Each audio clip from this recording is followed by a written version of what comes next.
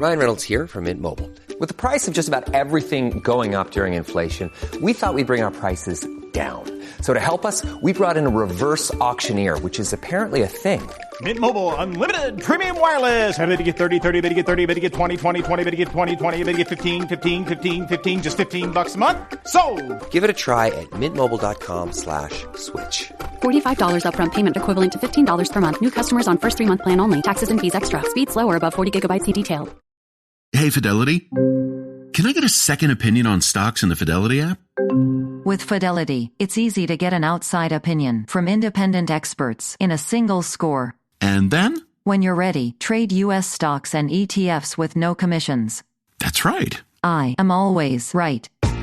Investing involves risk, including risk of loss. Sell order assessment fee not included. A limited number of ETFs are subject to a transaction-based service fee of $100. See full list at fidelity.com/commissions. Fidelity Brokerage Services, LLC, member NYSE, SIPC. Thanks for listening to the Red Treehouse, where I tell scary stories to keep you up at night. You can listen to the Red Treehouse on your favorite streaming platforms, including Spotify and Apple Podcasts. Be sure to follow, like, and subscribe. Oh, and leave us a 5-star review. And you can follow the Red Treehouse on social media, on TikTok and Instagram at Red Treehouse Pod. And if you have a scary story or topic you'd like me to feature on an upcoming episode, email redtreehousepod@gmail.com.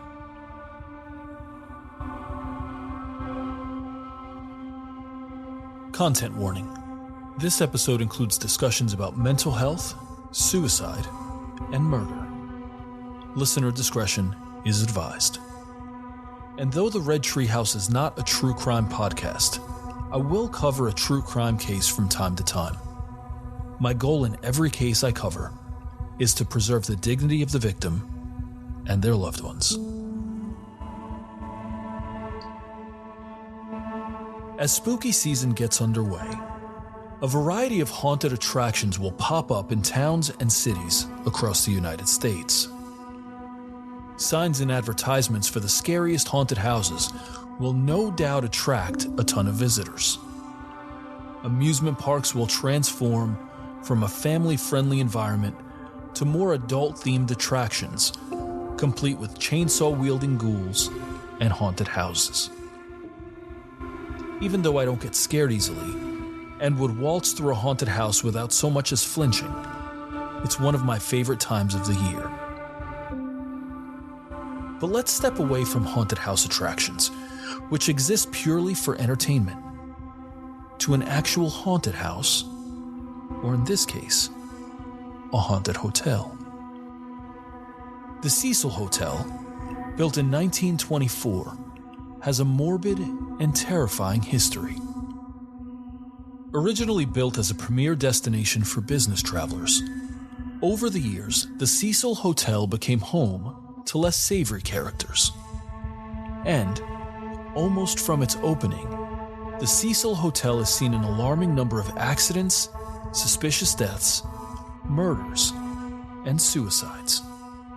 In fact, in the 1980s and 90s, the Cecil Hotel was home to 2 infamous serial killers. It makes sense, then, that the hotel is one of the most haunted in the world. And there are some who believe every room in the Cecil Hotel, 700 rooms to be exact, are cursed. With a nearly 100-year history of tragedy, perhaps none is more disturbing and haunting than the 2013 disappearance and death of Elisa Lam.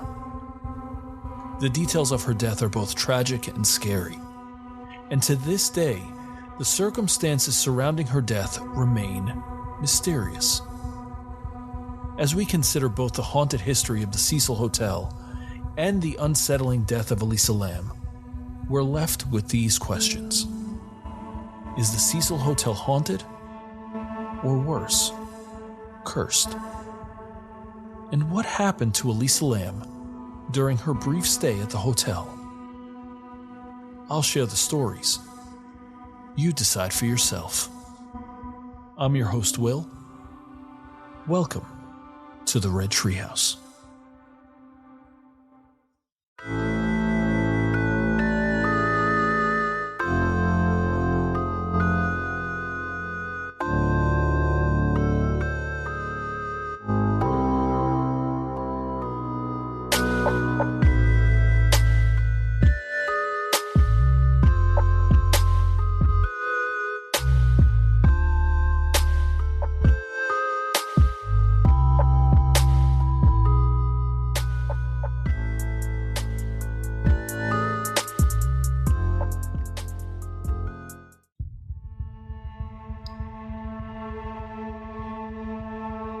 The story of the Cecil Hotel began in 1924 with three hoteliers, William Banks Banner, Charles Dix, and Robert Shops, who put in over $2 million of their own money to build a first-class hotel for business travelers.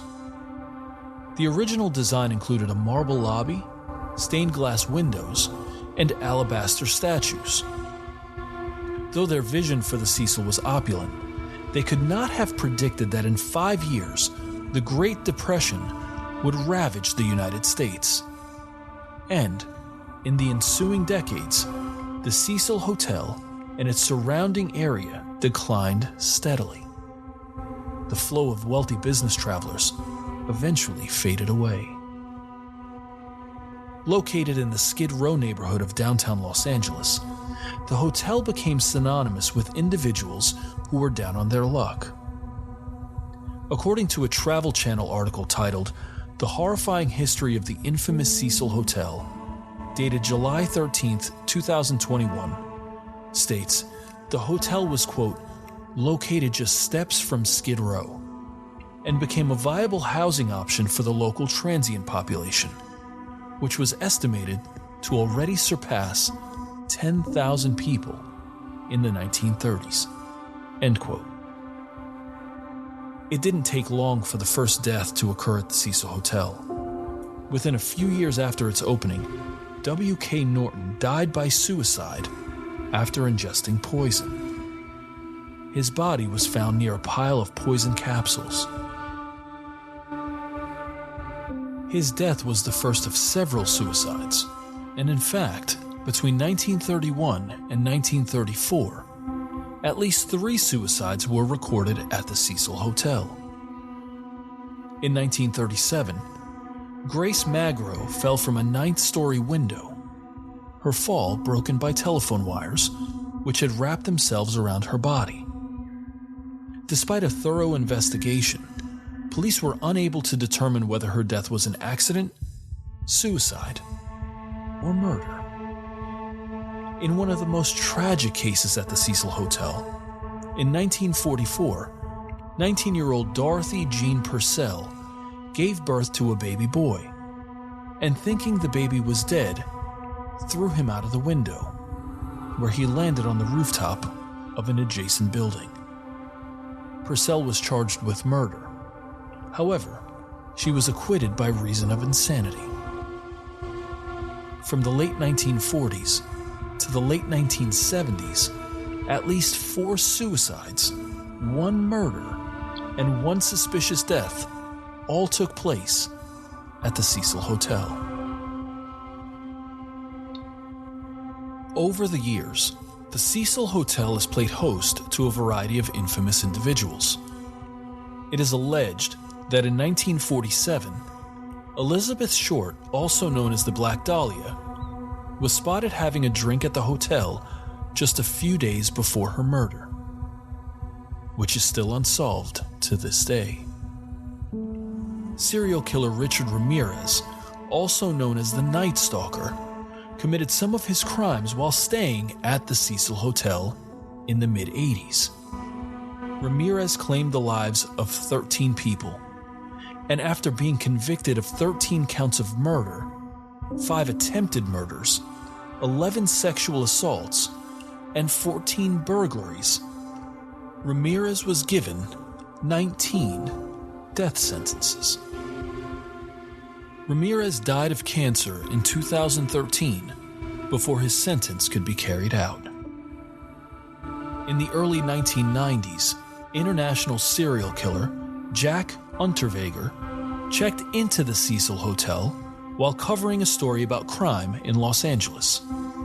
While there, he killed 3 sex workers. After being convicted of these crimes, Unterweger died by suicide in his prison cell. A Discovery Channel article titled, "The Cecil Hotel is known as LA's most haunted for many horrifying reasons," dated August 1st, 2019 states, quote, "Many suspect Unterweger chose the Cecil specifically because of its connection to Ramirez, but it's impossible to tell." End quote. In 2011, the Cecil Hotel underwent an official rebranding, including a name change, from the Cecil Hotel to Stay on Main. And it's possible this was done to create distance from the hotel's sordid history. As of December 2021, the Cecil Hotel was rebranded as a permanent supportive housing project. And though it's no longer open to the public, it does provide support for individuals experiencing housing instability. What's fascinating about the Cecil Hotel is that while most consider it haunted, it's not so much because of paranormal activity. In an interview with Esquire, dated February 10th, 2021, former Cecil Hotel manager Amy Price was asked, quote, "So the hotel is frequently thought to be cursed or haunted. What do you make of these haunted labels?" End quote. She responded, quote, "Listen, I believe in ghosts. I'm not going to say that I don't believe in them, but I don't think they run the show over there. You know what I mean? I think it is circumstantial. There are a lot of things that have happened there that are unfortunate, but I don't think the hotel is haunted." End quote. Truly, unfortunate might be a slight understatement. Arguably the most haunting tragedy at the Cecil Hotel is that of Elisa Lam, who stayed there in early 2013 while taking a solo trip around the West Coast. A 21-year-old student at the University of British Columbia in Vancouver, Lam decided to take a short break from her studies. And though her parents were unsettled about her traveling alone, Elisa agreed to check in every day to let them know she was safe. Elisa Lam arrived in Los Angeles on January 26, 2013, and checked into the Cecil Hotel just a few days later. She planned to check out after a 4-day stay at the hotel, and initially she was given a room with several roommates. However, they complained about, quote, "odd behavior," end quote.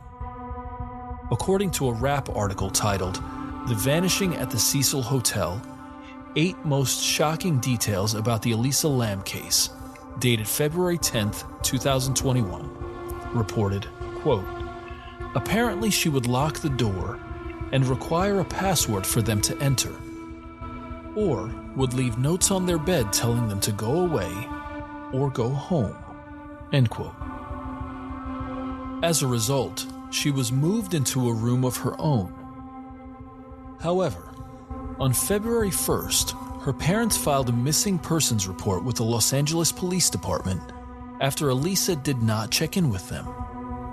The LAPD searched the hotel, but could not find her. Days turned to weeks, with no sign of Elisa Lam. On February 13th, 2013, the LAPD released surveillance video from one of the elevators in the Cecil Hotel. The video contains approximately 4 minutes of footage and is the last known sighting of Elisa Lam before her disappearance. We'll explore the surveillance video in a few moments.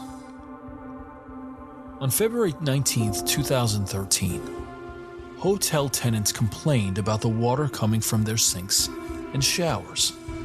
The pressure was low, the taste was odd, and the color was dark brown. A maintenance worker climbed the ladder attached to the water tanks on the roof, moved a 20-pound hatch, and there discovered the decomposing body of Elisa Lam, face up in the water. After missing for nearly 3 weeks, Elisa's family now had some answers, and plenty more questions. In fact, the investigation was just getting started. The initial coroner's report was inconclusive, as there was no evidence of illicit drug or alcohol use. In fact, the only drugs in Elisa's system were prescription medication for bipolar disorder. What's interesting, though, is that the levels of prescription medication in her system were very low. And this indicates that she was undertaking her medication and perhaps at some point stopped taking her medication altogether. Several months after Elisa's body was discovered, the coroner released the final report. Elisa Lam's death was ruled an accidental drowning, with bipolar disorder as a contributing factor. Earlier I mentioned the elevator surveillance footage. It's important to explore this a bit further, as the video was released to the public shortly before her body was discovered.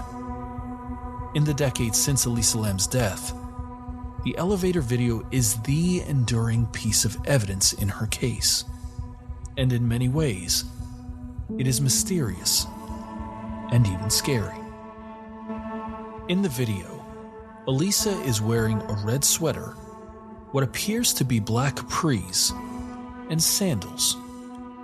These were the same clothes found at the bottom of the water tank when her body was discovered. Let's explore the elevator video moment by moment. Overall, the video shows Elisa in an elevator acting erratically. At the start, she enters the elevator and she's crouching down to look at the buttons. After a few seconds, she stands back in the corner.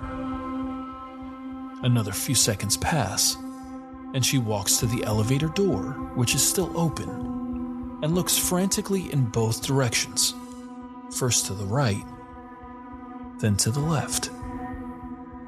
Elisa steps back into the elevator and presses her back along the side wall opposite the elevator door. Then, after a second or two, she shifts to the inside corner, with her back to the elevator buttons.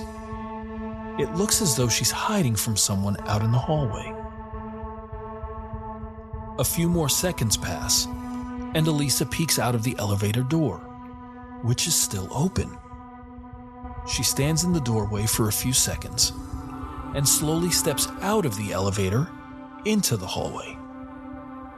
Then, she does what appears to be a box step, as if she were doing the waltz. And with her final step, she steps back into the elevator. The elevator door is still open. She quickly takes a step forward, back into the hallway, and then takes a step to her left. At this point, Elisa is mostly out of the camera's view, and for a second or two, she cannot be seen at all. For approximately 10 seconds, you can only see her right arm and the right side of her clothing. Then, she turns and walks back into the elevator and begins frantically pushing every button on the control panel. She seems in distress, and these movements are decidedly different than the previous ones. After pressing the buttons, she calmly takes a step out of the elevator and is again mostly out of the camera's view, with only the right side of her body visible. Then, she turns to her right, still in the hallway outside the elevator, and begins moving her hands in a circular motion. Her fingers are outstretched, wrists are taut, and arms are stiff. The next movements are difficult to describe, but it looks as though she's interlocking her fingers and releasing them. She stops, and after a few seconds, turns left and walks out of the view of the elevator camera. This is the last time we see Elisa Lam alive. The video continues for another 90 seconds, and approximately 30 seconds after Elisa walks out of view, the elevator door finally closes. 15 seconds later, it reopens, and it looks as though it's still on the same floor. 10 more seconds pass, and the doors close again. 20 seconds later, the doors reopen, this time on another floor. The video fades to black, and Elisa Lam is nowhere to be found. The video is chilling, in part because it documents one of the last times Elisa Lam was seen alive. It's also chilling because Elisa appears to be frantic and in distress. Her movements alternate between calm and panic, and it's nearly impossible not to wonder who could possibly be in the hallway, just outside the view of the elevator camera. Her hand movements were particularly scary, and I read at least one article that put forth the possibility of a paranormal occurrence, or that Elisa may have been playing the elevator game. Though the coroner's report may have closed Elisa Lam's case, there are still those who suspect she may have been the victim of foul play. Out of respect for Elisa and her family, we won't speculate on those theories. The untimely death of a young woman is tragic enough without adding to the pain of those who love her. As we prepare to close this episode of the Red Treehouse, I can't help but be fascinated by the Cecil Hotel. Though not a haunted building in the traditional sense, the morbid history of the hotel makes a strong case for it being cursed. And though it's no longer open to the public, and considering all that has happened in the nearly 100-year history of the Cecil Hotel, here's my question. Would you book a room if given the chance? I've shared the stories. Now it's up to you to decide. I'm your host, Will. Thanks for joining me in the Red Treehouse.